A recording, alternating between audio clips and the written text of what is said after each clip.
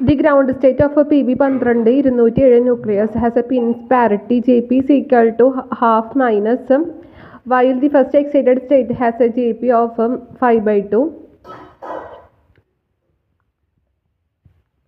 The electromagnetic radiation emitted when the nucleus make a transition from first excited to ground state.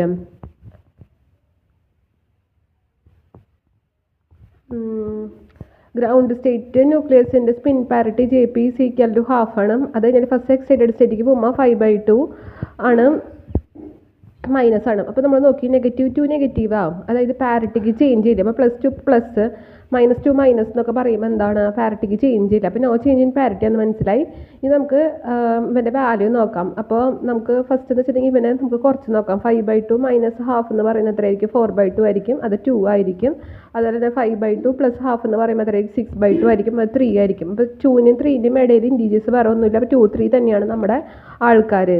Change in ചെയ്യാൻ്റെ value 2ഉം 3 തന്നെയാണ്. Parity change ഇല്ല എന്ന് പറഞ്ഞിരിക്കുന്നത്. അപ്പോൾ parity change ഇല്ലെങ്കിൽ ആലോചിക്കേണ്ട കാര്യമാണ് E1 E ആയിരിക്കും, ഓഡ് M ആയിരിക്കും. അതായത് E1 നമ്പർ, അതായത് ഇവൻ E2 ആയിരിക്കും, ഇവൻ എന്ന് വെച്ചിട്ടുണ്ടെങ്കിൽ M3 ആയിരിക്കും. ഇപ്പോൾ നിങ്ങൾ ആലോചിക്കുക, പാരിറ്റി ചേഞ്ച് ഉണ്ടെന്ന് വിചാരിക്കുക. പാരിറ്റി ചേഞ്ച് ഉണ്ടെന്ന് വെച്ചിട്ടുണ്ടെങ്കിൽ ഓഡ് E ആയിരിക്കും, E1 M ആയിരിക്കും. പക്ഷെ ഇവിടെ പാരിറ്റി ചേഞ്ച് ഇല്ല. എന്ന് വെച്ചിട്ടുണ്ടെങ്കിൽ E1 ഇലക്ട്രിക്കൽ ഫീൽഡും ഇലക്ട്രിക് ആയിരിക്കും. E1 ഇലക്ട്രിക് എന്ന് പറയുമ്പോൾ 2 E2 ആയിരിക്കും. ഓഡ് മാഗ്നറ്റിക് എന്ന് പറയുമ്പോൾ M3 ആയിരിക്കും. അപ്പോൾ ഇവിടുത്തെ കറക്റ്റ് എന്ന് പറയുന്നത് ഫസ്റ്റ് ഓപ്ഷൻ ആയിരിക്കും.